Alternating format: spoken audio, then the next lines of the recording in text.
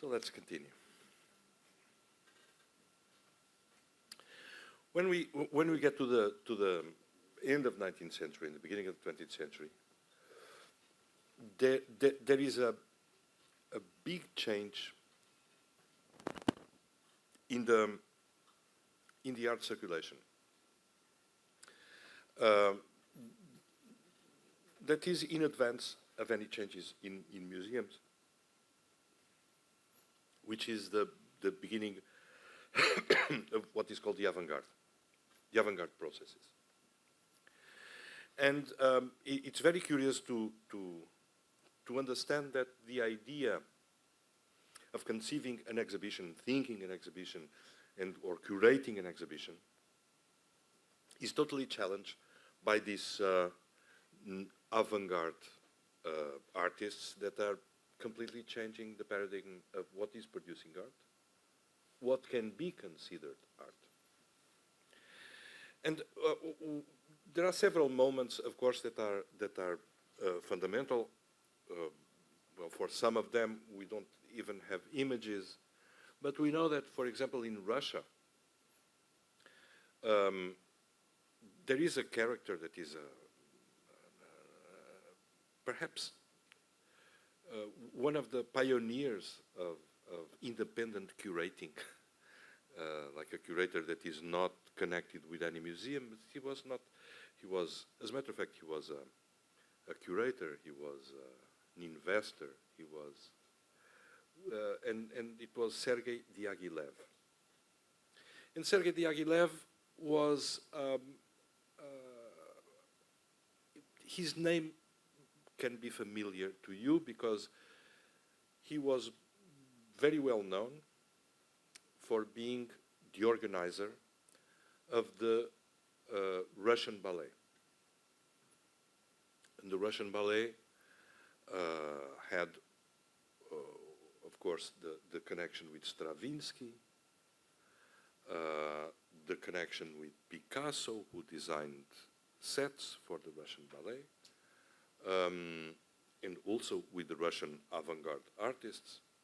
But Sergei Diaghilev, before that, in the beginning of the century, he was doing something very curious, which was, and it was a very interesting curatorial approach, which was showing the Russian artists of his time, the painters of his time, together with icons. Icons is a very specific type of painting because it's a religious painting.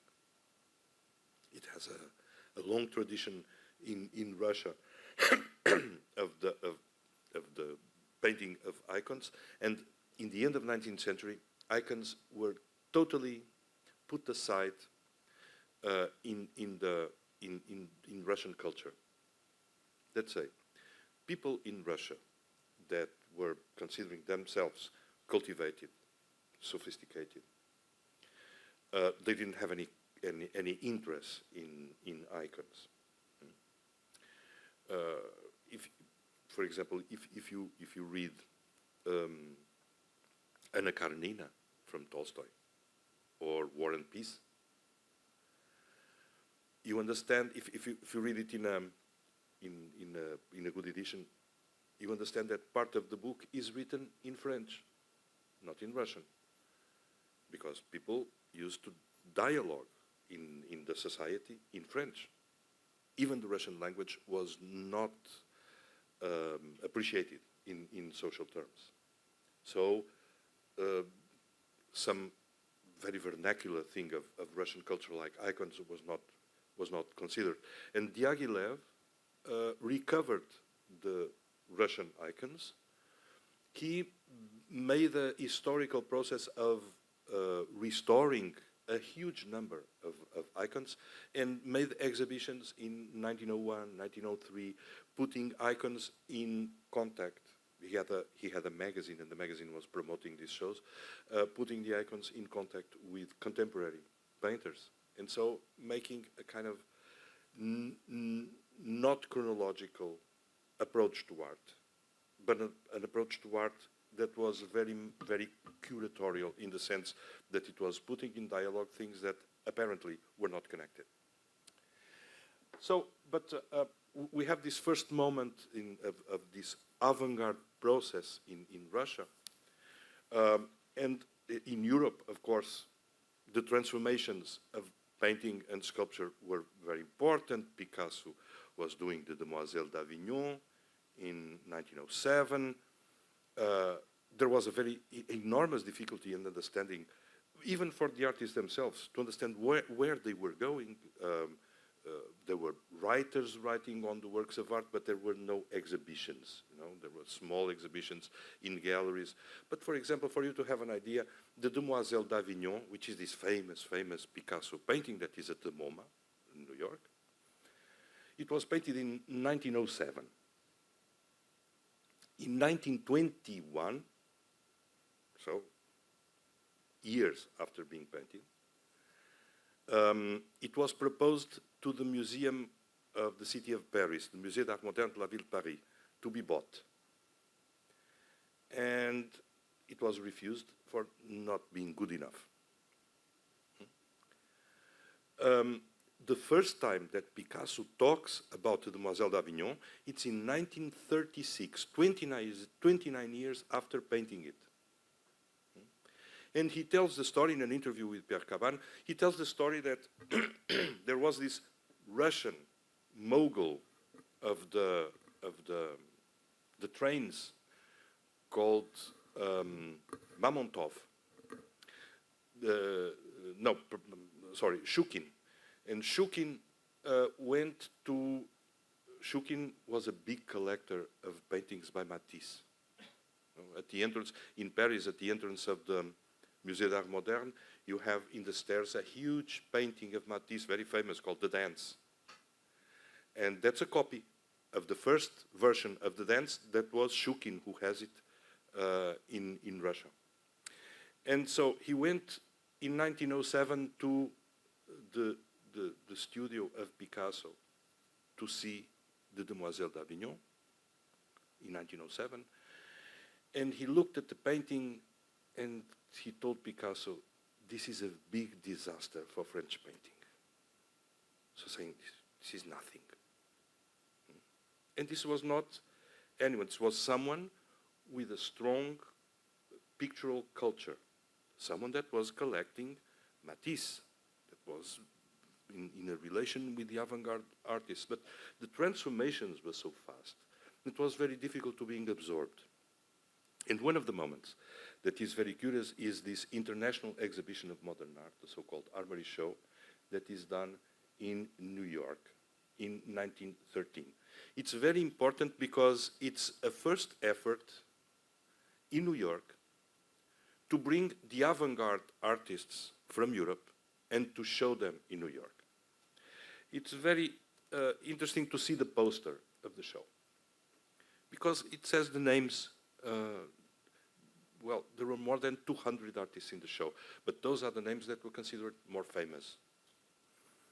And among the guests will be Ingres, Delacroix, Degas, Cézanne, Redon, Renoir, etc., and Sousa Cardoso, Amadeu Sousa Cardoso, there. It's incredible, isn't it? Because Amadeu Sousa Cardoso was at the Armory Show with 4 paintings. He sold one in New York and was considered at the time one of the leading figures of contemporary painting in Europe, the avant-garde painting in Europe, in 1913. But then he died 5 years after in 1918 in Portugal, and his work was completely forgotten. His work was only bought in 1957 for the Gulbenkian Foundation in Lisbon. And it was the widow who had the paintings under the bed, literally under the bed, in Paris. And so sometimes artistic careers, you know, they are very famous, they go down, then they go up. Of course, not for us now, for us Portuguese now, Amadeu Sousa Cardoso is an absolute reference of the modernist Portuguese painting. But during years and years, he was forgotten also in Portugal. So this exhibition is a first effort of building in the United States a contemporary art scene, modern art scene in 1913. And it was so relevant. This is a book published in the same year, 1913, for and against. So people that were supporting the show and people that were criticizing the show. So it has such a cultural relevance that was a book published in the year of the show with the confrontation of the two opinions. When we look at the images of the Armory show, it's very curious because on one hand, we have like avant-garde art. On the other hand, we have a very, very traditional way of showing the artworks. So you had avant-garde art without an exhibition culture. So the two things were not moving in parallel. The artists were moving much faster than the thinking about the way of showing the artworks. And so you have still, for example, here, the need to decorate all the space with flowers and with plants, like considering that the artwork was not decorative enough. So something should be added. Huh? And here you see, for example, you have a sculpture by Brancusi in the first plan, and you have there a painting by Matisse in the back.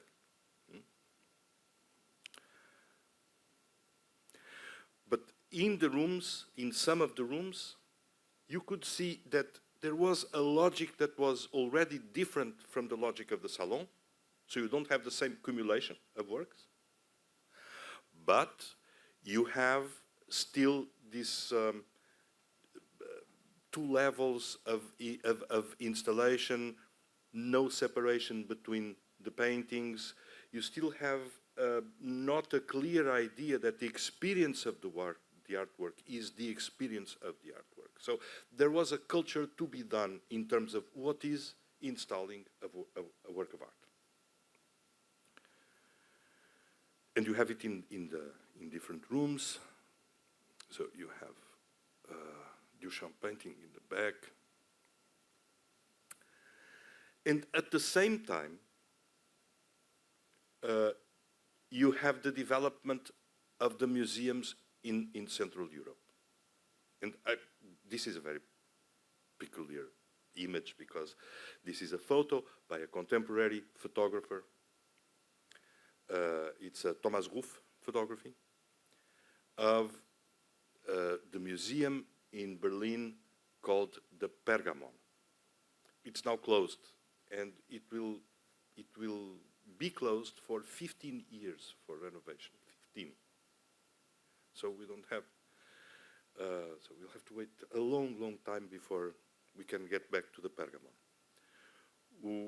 The Pergamon is absolutely astonishing as in museological terms, because they rebuilt inside the building, and that was the project. It was done after his death, but it was the project of Wilhelm Bode, this director of the museums in Berlin. They rebuilt the temple of Pergamon. Pergamon is now in Turkey, but it was a Greek temple, inside the museum. I don't know if you already went there, perhaps some of you already went there, and the experience of going up these stairs and entering the real temple of Pergamon inside a museum, it's an unbelievable experience, unbelievable. But as you see, the relation with the art from the past and the advance in museological thinking was going in a totally different rhythm than the relation of the exhibitions of the art of contemporary art, let's say. And so there was not a curatorial approach that could match yet the thinking that existed inside the museums dealing with the past. And then there is a big problem, which is in 1917, the so-called independent exhibition in New York, where this artist called Marcel Duchamp decided to make a pun, or a test, or a game, whatever you want to call it. But it's a very important game. It's a very important test, because he substituted that unbelievable question that was the question of art and of aesthetics, which is this beautiful? For another question, which is this art? And that changing that question is not irrelevant, is changing completely the paradigm with which we think about art. So what happened? Let's tell the story, because it's really an interesting story. So in 1917 in New York, there was this group of people, one collector called Walter Arensberg. There was also a photographer who had a gallery called Alfred Stieglitz. And there was also this artist that had, well, he went from Europe in 1915, so he was in New York for 2 years, Marcel Duchamp. And this artist called Beatrice Rose, and, well, several others that put together something that they called the independent salon. Independent, why? Because the rules was, there is no jury, everybody can participate, it's just sending the artwork, paying $6, and filling a formula. And the work will be shown. And so we know this story because it was told in the memories of Beatrice Rose, of this artist that was in the committee. And once they were together, Walter Arensberg and Beatrice Rose and George Bellows and Alfred Stieglitz, and there was this box in the last day of the preparation of the show. This box that appears, and they open the box, and there's this object, a urinal, signed R. Mutt, with the date, 1917. It had the $6 and the formula filled with the name Richard Mutt. And the title of this piece was The Fountain. The Fountain. And of course they look at it and they said, we cannot show this. This is absurd. Someone is making fun of us. It was not signed Marcel Duchamp. So apparently they didn't know it was Marcel Duchamp. And they had a big discussion. In the end, they said, well, we have to show it because there is no other possibility. It's the rule. Everybody that fills the condition sends the piece and the inscription and the $6 can show the work. The thing is, the work was not shown. We know that it was not in the exhibition. This is the only image that we have from this specific piece. He made several others during his life, but this one is the only image that we have. It's a photograph taken by Alfred Stieglitz. As you see, it was made in a rush. It's not even centered in the plinth. It was like put there, photography, and the piece disappeared. Marcel Duchamp didn't say that it was him. Even 4 years after, 1921, he was writing about this story in a letter to his sister in Paris, and he didn't say that it was him that had made this pun. And of course, this is a game of words. The brand of this urinal is is from a company in New York in the Fifth Avenue called Mott and Sons, and he signed air.mutt. Mutt in English means a stray dog. And so he was signing as Richard.straydog. The model of the, he has chosen carefully the model of the urinal. It's a Royal Deluxe. It's the model. And the title of the work, he calls it Fountain, which is the opposite of what a urinal is. So he makes a series of jokes around this object, and he makes a test on the art world, and it's a win-win situation. It's like, you refuse it, and I win, because you could not stand to your principles of showing anything. You accept it, and I win, because I prove that anything can be an artwork. And this gesture, it's a gesture that changed completely the situation in the art field. It was, listen, it was a gesture that was done almost 110 years ago, and we are still talking about it as provocative.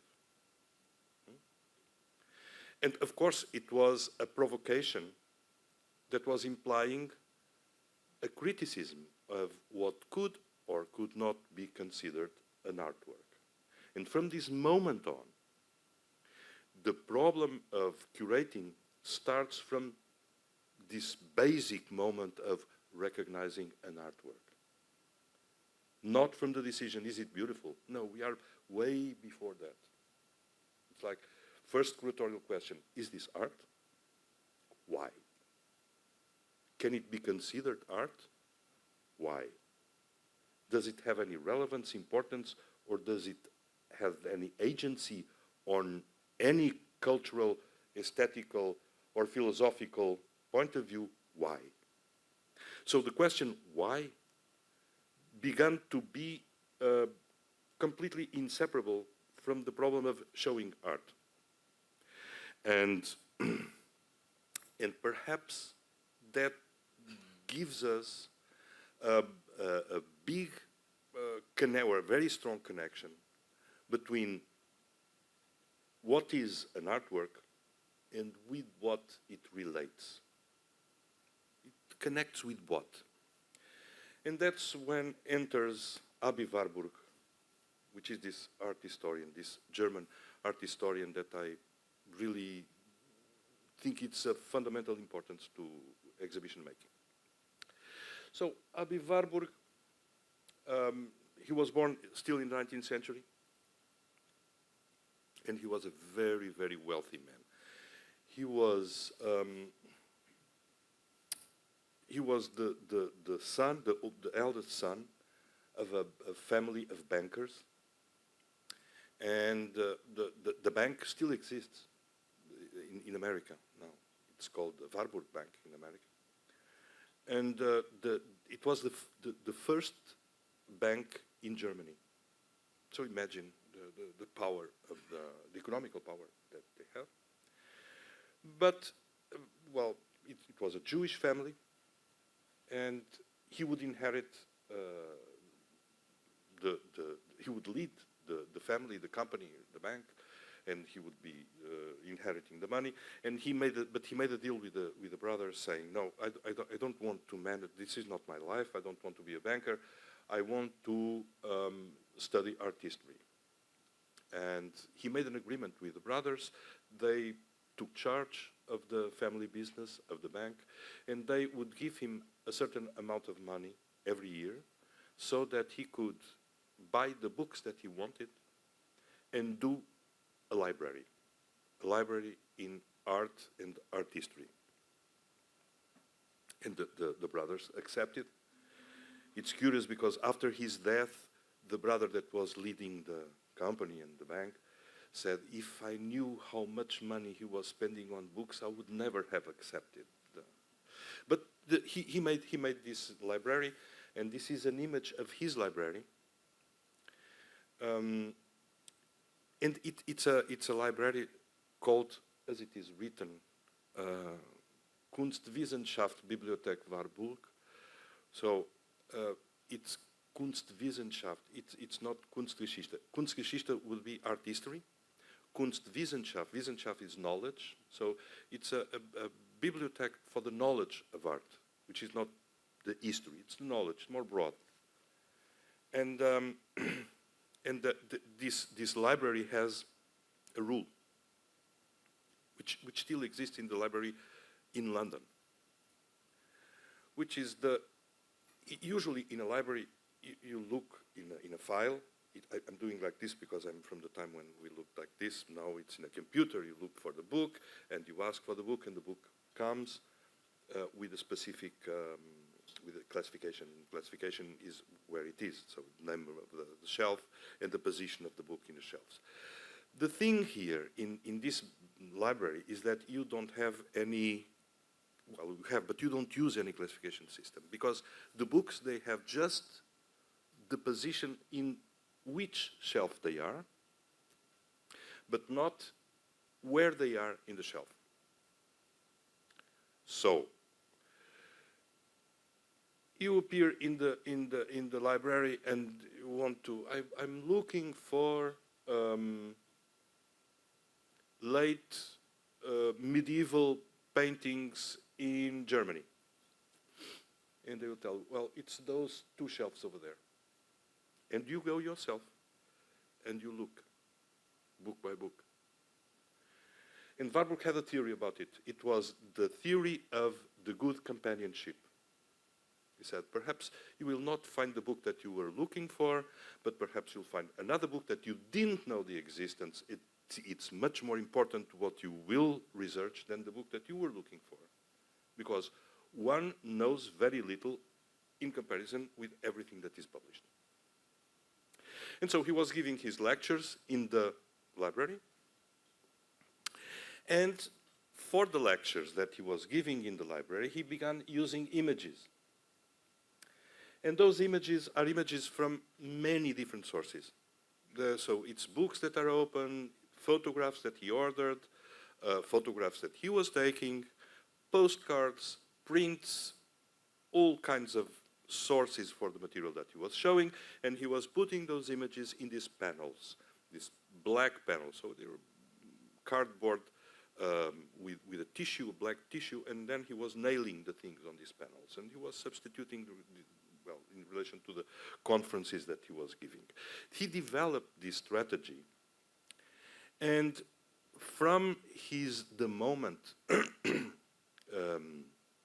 from 1926 to 1929, he died in 1929, he began developing a project that he called the Atlas Mnemosyne. Mnemosyne is the mother of the muses, the Greek goddess of memory. And so this idea of the Atlas Mnemosyne was the idea of an art history without words. An art history that you would understand by the confrontation of images. What is the novelty that he has on that is that these images, they are not necessarily chronological, or that they don't belong to the same period. You can have a contemporary image next to a painting, a medieval painting, next to a Renaissance painting or a sculpture, because he's making a connection between those different images from different sources, and saying that what is important is that we understand that there is a common cultural memory. And that common cultural memory is shared. And there are things of this cultural memory that sometimes they come to the surface of history and then they go again underwater. And they can come again later on. And they have slightly different formulations. And he said these formulations are the formulations of pathos. So, of the feeling and suffering of mankind.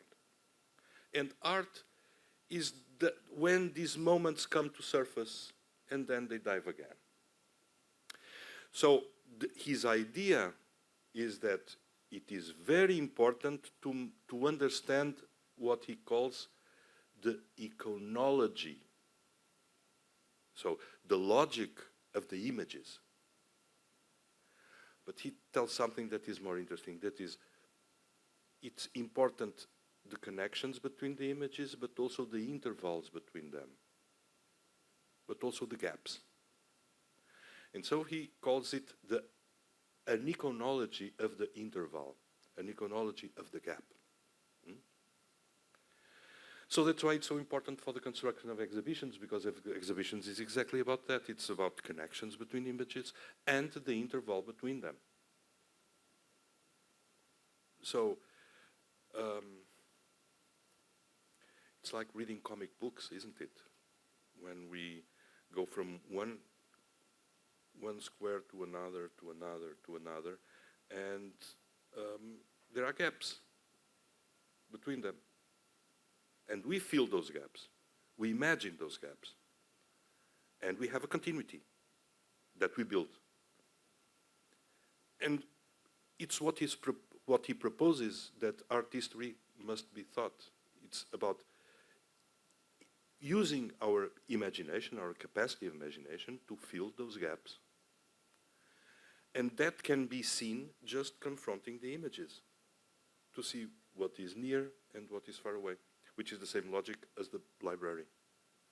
See what is near and far away. How can I relate to this way, curatorial way, of approaching art history, or a library, or I can extend now a museum or an exhibition. The other phenomena that is, for me, very important in this construction of a curatorial approach happens in the Russian avant-gardes. And this is an image from an exhibition of Malevich. It's an exhibition that Malevich has done in 1915. It was not only Malevich, we are just seeing the room of Malevich. There were several other artists in this exhibition. The exhibition was called 010, was done in St. Petersburg. At the time it was called Petrograd. And the exhibition was done in 1915. And it had the subtitle, was the last futurist exhibition and the first suprematist exhibition. So it was like the affirmation of Malevich as a great artist.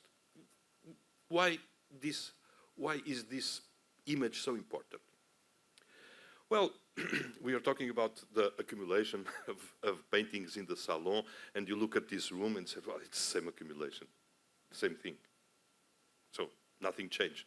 It's even worse, because there is one painting that is in the corner there. They didn't have more room in the walls, so they had to use the corner. The curious thing is that painting in the corner, it's a very famous painting. Malevich painted 4 of these paintings called, he called them quadrangular, but then they entered in the art history with the name the black square. And these black squares, he put this black square there in the corner. And the reason to put that black square in the corner is a very interesting reason. Because in Russian culture, the icons in the houses, they were put in the most oriental corner of the house. And that's where it is, this painting. It's in the most oriental corner of this room. So he's saying, this painting is an icon. Next question, what is an icon? And an icon is a very special painting. There is a movie that is extraordinary on that from Andrei Tarkovsky, a movie called Andrei Rublev, which is about Andrei Rublev, was one of the most important painters of icons in the Russian Renaissance. So an icon is a painting that, according to the theory of the icon, doesn't represent nothing. It participates in the holiness. If you can make a comparison with the Catholic faith. In Catholic faith, the sacred, how do you say it in English? Hostia in Portuguese, in English. Does anyone know how you say hostia in English? Okay, host. So, sorry. In the religious cult, the hostia doesn't represent the body of Christ. It is the body of Christ because it participates in the holiness. That's the process of so-called consecration. It's to make it be holy in itself. Exactly like the icon. The icon doesn't represent a divinity. It is divinity in itself. So much so that the big artists that were painting icons, sometimes they would immobilize the hand that they used to paint for a month, for then, when they were painting, to have a pure gesture. It's very interesting, this. And so, the icon doesn't represent. It is. So what Malevich is saying is that this painting doesn't represent, it's the end of representation in painting. So he doesn't represent a black square. It is a pure presence. Okay, so how is he saying that? By the location of the piece in the space. He's not writing this. He puts it in a way in the space that by the location in the space, he transforms the meaning of the artwork. And that is very powerful. Because for the first time, you have a deliberate curatorial gesture that through a specific installation of a work in a specific kind of the space, you change the meaning of the work. It's not just a black square. It's the end of representation in painting, at least in his huge ambition. It's the end of painting as representation. So, this exhibition is very structural to this idea that when we put an artwork in space, which is a kind of ground fundamentals of curatorial practice, when we put an artwork in space, we are affecting the meaning of the artwork. That's why installing exhibitions is so tricky, because you can affect artworks in a good way, or you can affect artworks in a bad way. Here it was the artist himself affecting the meaning of the work by the location in the space. So it's very interesting. It's a moment when, let's use a philosophical, when the ontology of the artwork is affected by the location, and that is something fantastic. Fantastic in terms of thinking. Okay, from this moment on, we have a kind of ground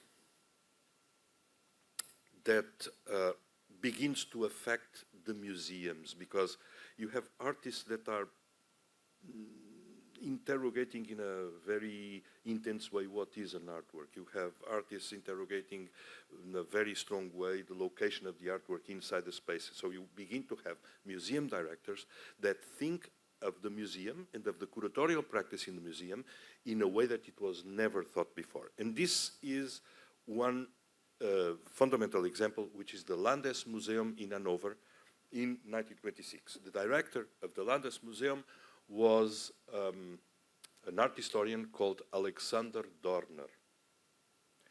And Alexander Dorner received a museum that was a mess.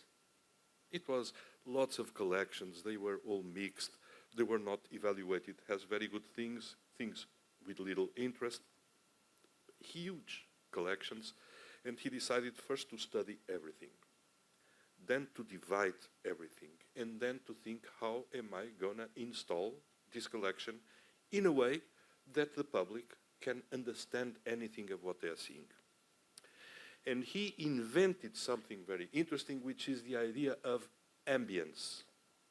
Each room in the museum, that's what he wrote, has to have a different ambience. And the ambience must be thought in such a way that by being inside the room, the visitor has an approach, a knowledgeable approach of what this room is about.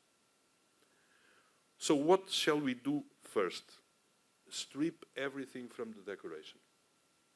So let's take everything that is plants in vases, walls that were in very charged colors, doors, decoration in the ceilings. He took everything from the museum, everything.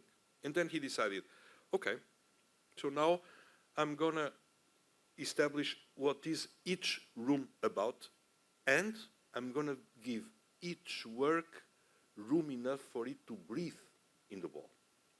And so this is the first time that you see a museum that is similar to what you have today. Then he invented another thing, which is labels. He invented labels. It seems a very simple thing, isn't it?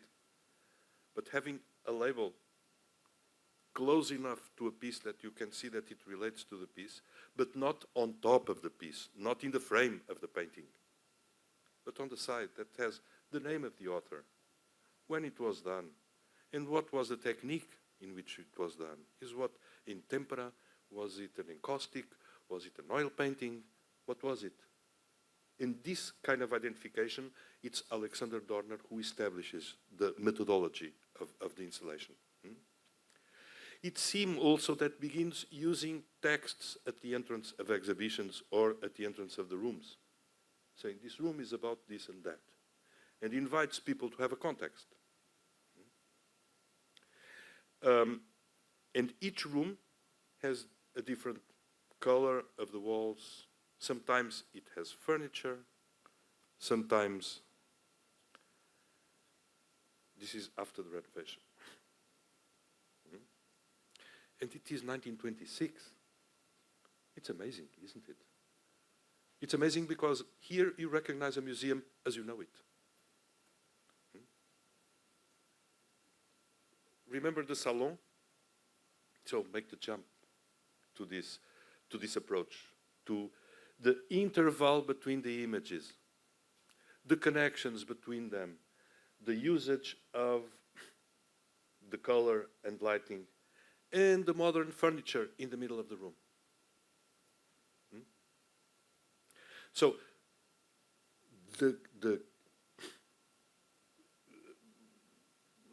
listen, there is something that is quite curious here, which is if you see, for example, a religious painting from an altar inside a museum, you know that that painting that was a painting from the 17th century or from the 15th century that you are seeing inside the museum, you are seeing it in totally different conditions from the conditions to which the painting was painted, right?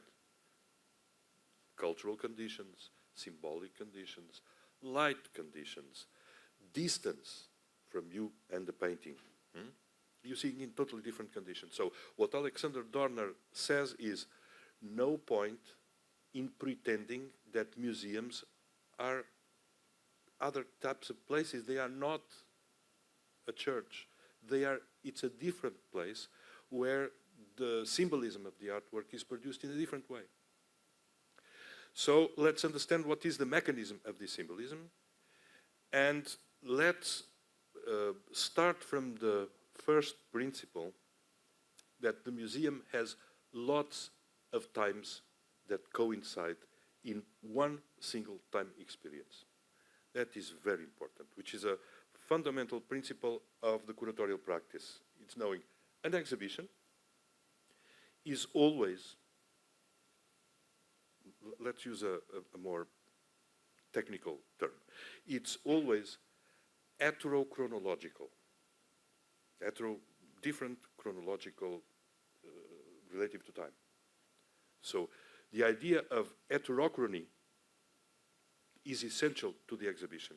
And all those different times, they collapse in one moment. Because you see around, those paintings were painted by different artists in different moments, in different places. Not only times, but also places. So the experience of the exhibition is not only a heterochronological experience, it's also a heterotopic experience. Topos means place, hetero, different. So heterotopos, an experience of different places that you have in one moment, in one conjunction of situations. So this is the moment in 26 when, through the hand of Alexander Dorner, and then the first director of the Modern Art Museum in New York, Alfred Barr, he went in 26, 27, he went precisely to Germany, and he saw, and he met Alexander Dorner. And then lots of what he has done in Germany, he did afterwards in the Modern Art Museum that opened the doors in 1929, so 3 years after this. So the idea that the experience of the artwork is an experience that is done in the context of the exhibition. Exhibitions are heterochronological and heterotopic. So the two expressions, heterochronological and heterotopic, are from Michel Foucault from 1984. So I'm gluing this inside. But those concepts are concepts that really apply to this experience of the museum and of what is the curatorial practice in the museum. So different rooms.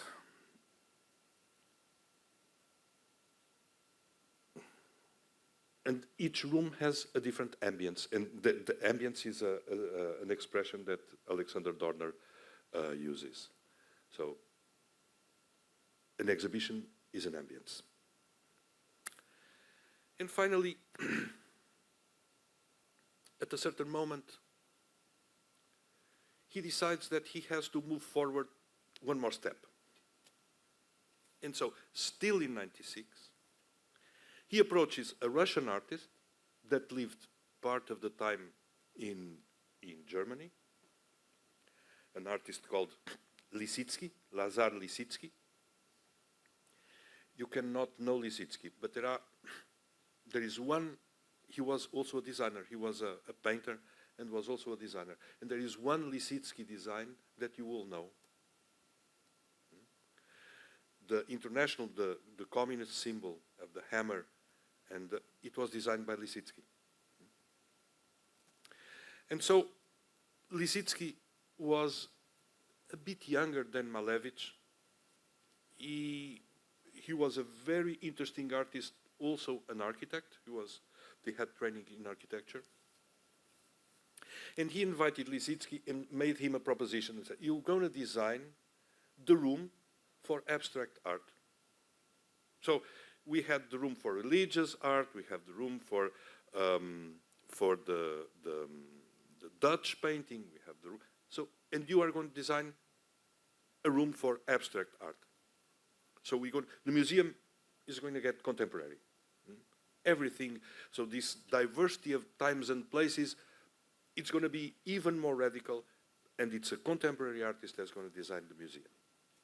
And this is the proposal of Lisitsky. That's his design of the room. It's very curious because I don't know if you're understanding. Well, the architects that are there, they understand what they are seeing because this is an axonometry. But usually, sometimes people that are not so used to axonometries, they don't understand it immediately.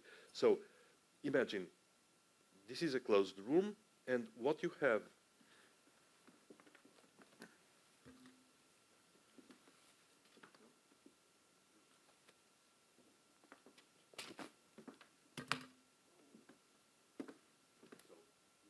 here is the wall that would go up like a box. And here you have also the wall that will go up and close this box. Why does he use axonometry? It seems like a very unimportant thing, but no, it's very important.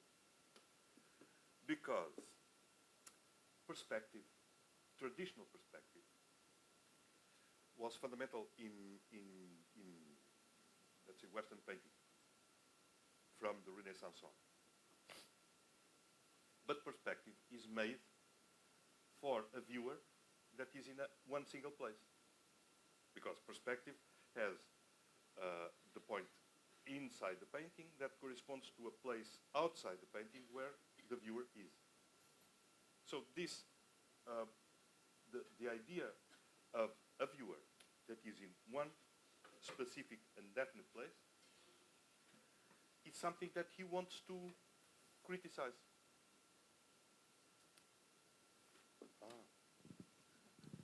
Okay. It's something that he wants to criticize. He wants a viewer to be able to move. And for that, he uses, as a representation tool, he uses axonometry, because axonometry, the lines don't match in the horizon, they are parallel. So they give the freedom of the viewer to be movable. In symbolic terms, it was very important to him, because it's what he tries to do. What he does is this. This is the reconstruction that is in the museum in Eindhoven, yes, in Holland, and this is the reconstruction of the cabinet for abstract art. What is curious is that everything is movable, so the viewer can put this to the side and see the other painting that is underneath, or push the Mondrian that is down, can push it to the right side, or up to the other side, or down. So the viewer can interfere with the exhibition, which we call interactive, so it's an interactive exhibition. But more than that, the walls, they are covered with this kind of a relief that is painted in different tones in the two sides. So when the viewer is walking, the color of the walls change. And he can decide, if he goes more to the left, he will see the painting on top of a certain shade of gray. If he goes more to the right, he will see the painting in another shade of gray. So the viewer has a kind of, he's entitled to affect the way the works are seen by him. Which is even like moving forward. It's not just having an ambience. It's having an ambience that the viewer contributes to reshape. And after this work, he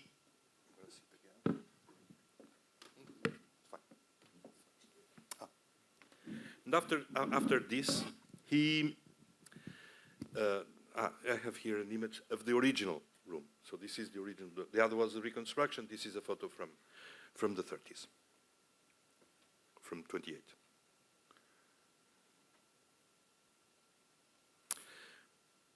Why did he invite Lisitsky? Because Lisitsky had made a project called the Prune Space in 1923 in a big exhibition in Berlin, because it was even called Groß-Berliner Kunstausstellung, so big exhibition of Berlin. He was invited, and they gave him a very little space, a very small space. It was 2 meters 30. It was more or less a box with 2 meters 30 per 2 meters 30. And he made this, which was his version of going inside a supremacist painting by Malevich. So imagine that you have a painting in space and you go inside. And the walls can be left, right, up, down, doesn't matter. All this can rotate, you know?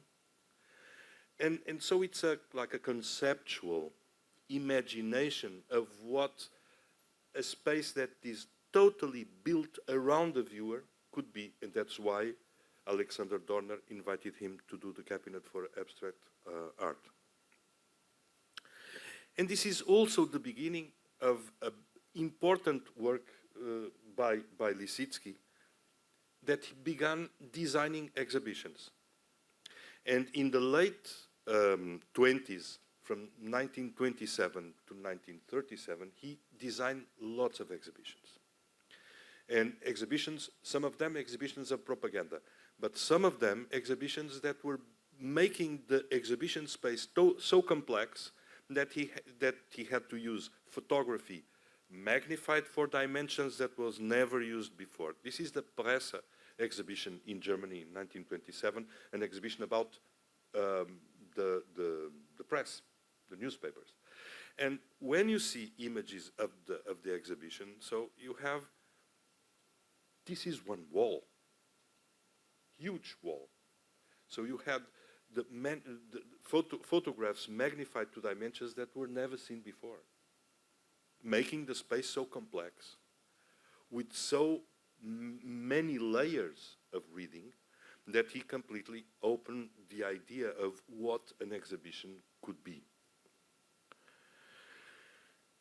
The last moment of this of these transformations of the exhibition space that I want to share with you is produced by an artist, a German artist called Kurt Schwitters. And Kurt Schwitters, he was a Dadaist artist, so Dada. And he was living in Hanover also. But he was not really recognized by the other Dada artists, so he invented his own art form. And he called his art form März. März. But it didn't mean anything. It was, he tells that he had some letters on his desk, and one letter was from the bank called Commerzbank, and part of the thing was covered, and there was just März, and he decided, well, so I'll call my art März. And so he began to make März collages, März paintings, and at a certain moment in his studio, he had a column in the middle of the studio, and he glued some photographs. He put a head from a doll on top, and he was doing a kind of collage in 3 dimensions in the middle of the studio. Then he began invading the floor. Then he began making collages on the walls. Then he began making volumes coming out of the walls. Then he began making a kind of furniture that had drawers. Inside the drawers, he had sculptures, and the thing was growing and growing and growing like a virus. And he had the studio at home, and he began invading the home with his studio. And his son, called Ernest Schwitters, he had this expression that was, my father didn't work in the studio, my father worked the studio. So it was the studio was the artwork. So he was working directly a space. And there was no possibility of separating his life from the space, from the art that he practiced, like making this kind of collision between life, art, and working space. It was a long process, but at a certain moment, in 1936, he was a Jew, and he had to abandon to fly from Germany, and he went to Norway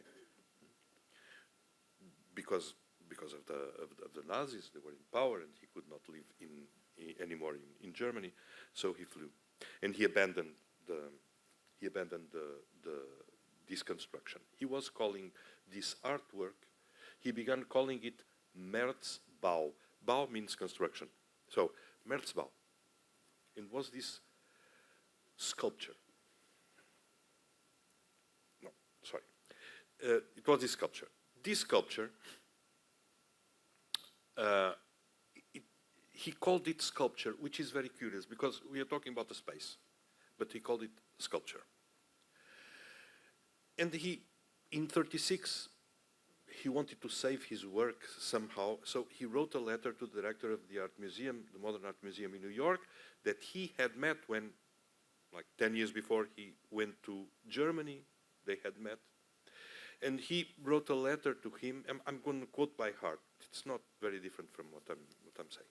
And he said, well, if you want to buy the artwork, I can dismantle it and send it to New York.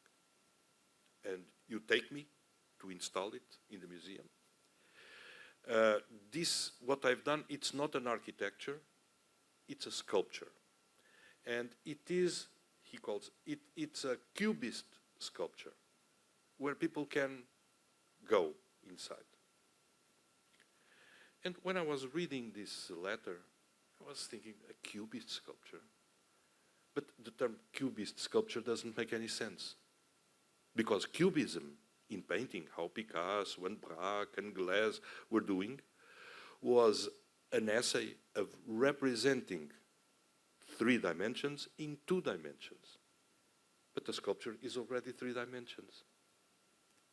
So what is the dimension that he's trying to represent? It's, of course, time. It's the 4th dimension. It's time. And so he was inventing a sculpture that was using time as its 4th dimension. So he was doing 2 sculpture. Sculpture, usually it's a thing, an object. And you are around, you can see the sculpture around. Here now, you go inside the sculpture. He was doing 2 sculpture. I don't know if you do that to socks, but when one stores socks, one puts the hand and pulls them to the reverse for them to be in the right way when you put them on our feet. He was doing that to sculpture. He was putting the hand inside of sculpture and putting in reverse. So it's not an object anymore. It's a place where you go. And so he was transforming and inventing something that is fundamental to us in exhibitions. It's called installation. So he was inventing installation. And that challenge, of course, Alfred Barr could not receive it in New York. He didn't have intellectual tools for that. He couldn't. He said, no, sorry, I'm not interested. It was a big mistake. It was a big, big mistake. But curators also make mistakes, huh? Frequently, as a matter of fact. And that was a mistake that Alfred Barr did. So here we have the other, in this, let's say, moment of genesis of a curatorial practice from the artists that affect the curatorial practice. It's like the changing the position of an artwork can have a direct influence in what it means, number one. Number two, the place of the exhibition, it's a place that has in itself several times and several places. Third, the situation of the exhibition builds an ambience on its own. Fourth, the ambience can be a complete installation, or what was called since the middle of the 19th century, a Gesamtkunstwerk, a complete artwork. Gesamt means reunion, Kunstwerk, artwork. So Gesamt, reunion of different artistic forms to build a situation. And so the exhibition is a situation. And one of the persons that had bigger importance in shaping the situation of the exhibition was in the second avant-garde was this man who was a Swiss curator called Harald Zeman. And Harald Zeman made an exhibition that is it's fundamental for the history of exhibition making, which is an exhibition called When Attitudes Become Form. It's an incredible name. So it's not about the form, it's about attitudes, about gestures, more about the process than the object in itself. And see, here on the wall, what you see is a series of, it's a sculpture, it's an installation, a sculpture by the American artist Richard Serra, that usually we know for very massive sculptures, iron or steel sculptures. And here he was working not yet with those massive things, with much more light. So this is leather and light. And yeah, and you see there is a Robert Morris piece. Here is two Bruce Nauman works. And the exhibition looked like this, you know, like remains of things, like remains of gestures. So, of course, it was very tough for the audience, because people were inside and said, what is this? How can I relate to this? And there was even one piece by Walter de Maria, which is an American artist, that I'm going to read what it says. If this telephone, it was telephone, real telephone that was on the floor, and it was connected. It says, if this telephone rings, you may answer it. Walter de Maria is on the line and would like to talk to you, which was true. It was the artist that was in the United States, and he used to phone sometimes to this telephone museum, and the phone was there. If you were a visitor, you pick up the phone, you would have a conversation with the artist. So that's the level of de-objectification that Harald Zeman went, and he was fired from the museum. Of course. He was fired, but he transformed the exhibition. He you know what? It's somehow correspondent to what Marcel Duchamp did to the art object in the beginning of the century, in 1917. He done to the exhibition in 1969. So the question, is this art? Of course, it's here.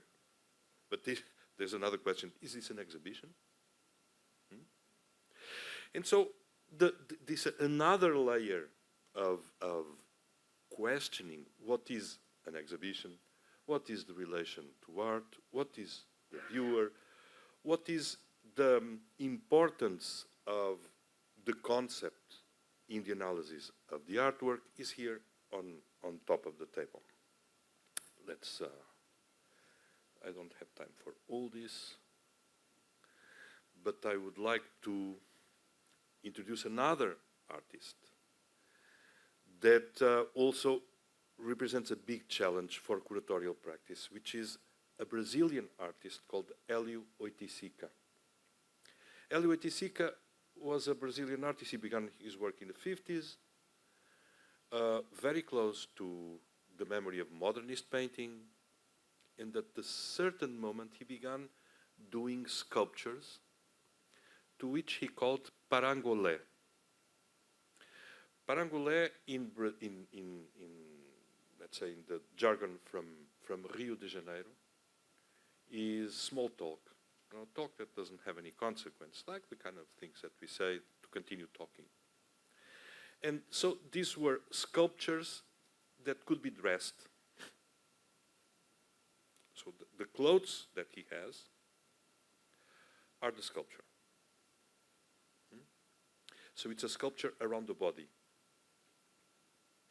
And the person that is there with the sculpture, with the parangolé, it's Caetano Veloso, the Brazilian musician.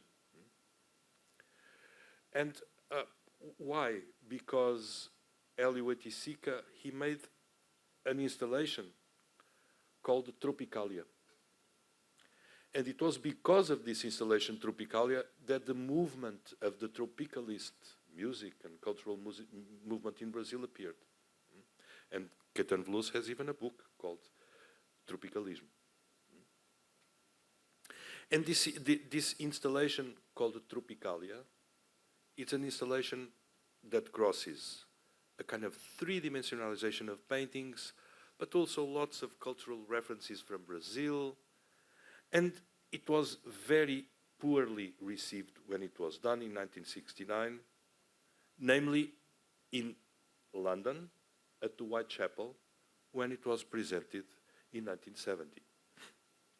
In 1970, the exhibition was called Eden, and it had these places for people just to hang out, to be. So you could enter, you take your shoes off, you go through sand, you have the kind of experience of Brazil. You could have these places to chill out. Some of them had music that you could listen to, like this, a photo from 1970, London. And do you recognize this as an exhibition? Or is just a chill out place?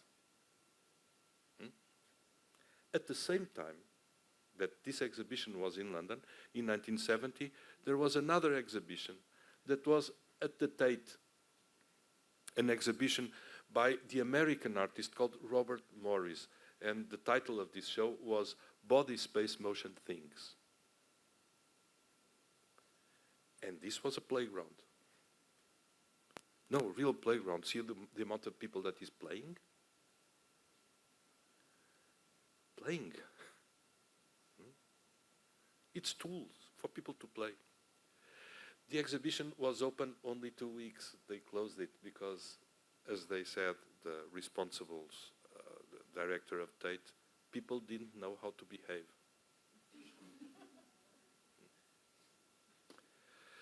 So, see, we began with the artwork and the relation to the artworks, and then the relation to space, and then the relation to the viewer. And now, forget all that, and we are centered in the viewer. The subject of the exhibition is the viewer. All the rest is instrumental for the experience of the viewer that can behave badly, of course. And this is a reconstruction that was done some years ago at Tate Modern of that show, and it was also in the museum in Serralves, in Porto. I even was about to fall in one of these things. So I was behaving not so well also. And also, at the same time, there are artists that develop what is called institutional critique. So they critique the institution. They make fun of the institution. They try to point how conservative museums are. And one of the most interesting is this Belgian artist called Marcel Brodars that made this project. It was the project of his life, was making a museum called Museum of Modern Art, Department of Eagles. And what he has is like this old-style museum with representations of eagles. Eagle is a symbol of power. And he's like banalizing power. It's completely banal. Eagles and eagles and eagles. You can have like a cup with an eagle, a beer that has an eagle in the label, an eagle that is some kind of decorative object. All that he had in the museum. But it was a very serious thing because he had different exhibitions designed as a caricature of the museum. Saying, when it is not about the viewer, it is a caricature. And so curators began being in a very difficult situation. This is a 1966 exhibition in New York at the Jewish Museum called Primary Structures. And it was the first time that artists from England and from the United States were together in what was called minimal art. And minimal art, this is the poster, and this is the work from Robert Morris. So these are sculptures about the space. This is the same room that you saw in the first image, but now without not at the opening with the artworks. The thing, there is something that you see is that none of these sculptures, this is a painting by Frank Stella, none of these sculptures, they have any plinth. You know, the sculpture had a plinth, and now they don't have any plinth. Why don't they have any plinth? Because the place of this sculpture is the same ground that we step on. So a plinth was something to, I imagine the sculpture was always, and statues were always matter pretending to be spirit, right? And to separate spirit from the ground, there was a plinth. So you had a fantastic body, and you had a plinth, and then the ground where we are. Here, they have these abstract sculptures. They take the plinth off, and they share the same ground with us. And so the self-importance of the artwork is withdrawn. So what is important in the end? Let's move a little bit, sorry. It's the installation. It's how things are in space. This is Donald Judd, and this is also a different version of the same sculpture by Donald Judd. And this is now in, it closes tomorrow, this exhibition. It's in Paris, it's at the Bourse de Commerce in Paris, an exhibition called Minimal Art. And this is the piece from Donald Judd, and here in the first, the Blinky Palermo, a painting from Blinky Palermo. And this is Donald Judd, who was perhaps the artist that was thinking more about this installation of these abstract sculptures in the same ground that we step in. This is another sculpture from Donald Judd. And I'm going to advance for how he was using these sculptures in his house, which he made a kind of laboratory of installation of sculptures in his house. So it's his house in Spring Street in New York. It's quite big, the house, huh? The furniture is designed by himself. And here you have a table that he designed. And this is his bedroom. You see on the left side, you see a sculpture by Dan Flavin. And you see his own piece on the wall. And this is the other side of the room with the futon that was where he used to sleep, and a sculpture from him on the wall, and another one from Claes Oldenburg, also on the wall, on the left side. And what is amazing is that you don't see no artificial light. I don't know if you noticed, but there is no artificial light except the one of the sculpture. And here it's candlelights on the table. And why? Because Donald Judd thought that artificial light was not good enough to see artworks. So his obsession with the quality of the installation of the artwork was to the point that artificial light was not good enough. It didn't make the right kind of shadows. It didn't let you understand the tonality, the tone. Sorry. And so he began doing this experiment outside in a place in Marfa, in the middle of Texas, that he bought. So these are his sculptures in concrete, and the space that he designed for a series of his own sculptures. This is one side, and this is the other side. They're all different. They are variations of the same material, but with different combinations. And as you see, there is no artificial light. The exhibition is opened while there is light enough to be seen. Of course, in winter it closes sooner, in summer it closes later. But it's what it is, and the important thing is the experience, the phenomenological experience of the viewer inside that space.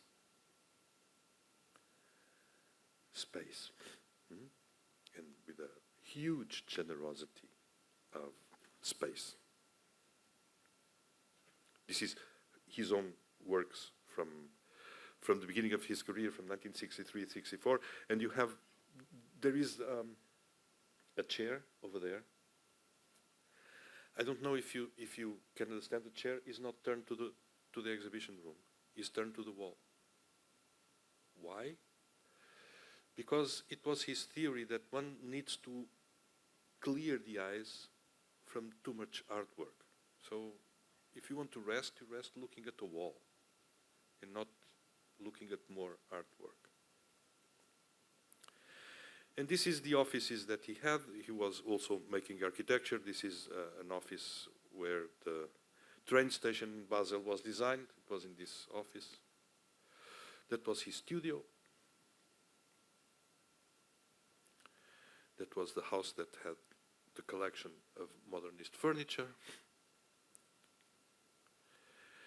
And yeah, this was the old office station that he bought to have this part of his foundation offices. You know, this is in a little town in Texas called Marfa. And Marfa, everybody knows Marfa because it's where The Giant, the film with James Dean, is in Marfa. So it was filmed in Marfa. So everybody who saw the film with James Dean, one of the three, was there. So to end, you say that all these processes, these transformations, they don't kill aesthetics. They don't kill sensibility. They just tune sensibility in a different way. And curating is about that. It's about tuning sensibility. It's like, I don't know, old radios. You remember old radios when you had to tune them to go and look for the station, and sometimes it was not clear, and you would go back and forward. And this fine-tuning, it's what is here at stakes. It's fine-tuning perception and sensibility, and trying to make meaning, even if the meaning is the experience of being in a space with an artwork. Regardless of what kind of interpretation you do, regardless of how good your experience are, because art is not just for pleasant experiences. It can be for other types of experience, like life. Life is not always pleasant.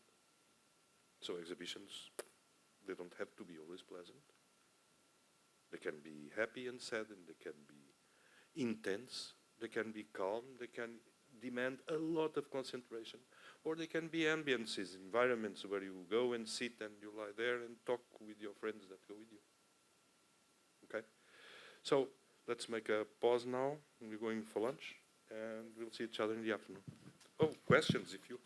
Thank you so much, Professor, for this fantastic journey from the early museums into present time. Our break for lunch will be until 2:30, and in the afternoon we will have a session, some time for questions and answers. So for now, I think we proceed for lunch. Thank you so much. 好，麻煩各位聽眾咧，記得去簽到處嗰度咧簽今日下課嘅個簽名。咁咧2點半翻嚟嘅時候都係要有一個簽名。